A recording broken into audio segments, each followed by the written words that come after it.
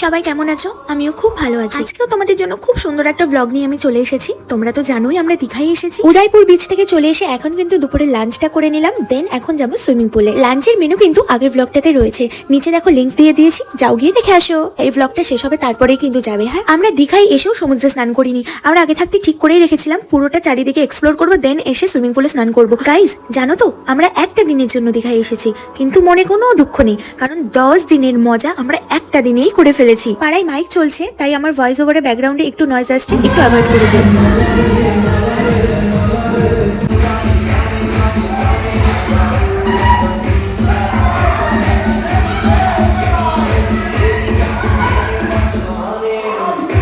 পুল থেকে উঠতে উঠতে আমাদের দুপুর থেকে বিকেল হয়ে গেছিল, দেন স্নান টান করে আমরা একটু ঘুমিয়ে নিয়েছিলাম, আর এখন রাত হয়ে গেছে। এখন যাচ্ছি ওল্ড দীঘার দিকে। আর এই দেখো সামনে জগন্নাথ মন্দির চলে এসেছে, কিন্তু গেট বন্ধ হয়ে গেছে বলে আমরা আর ভেতরে যেতে পারলাম না। তো গাইজ এখানেই ব্লগটা শেষ করছি, বাই।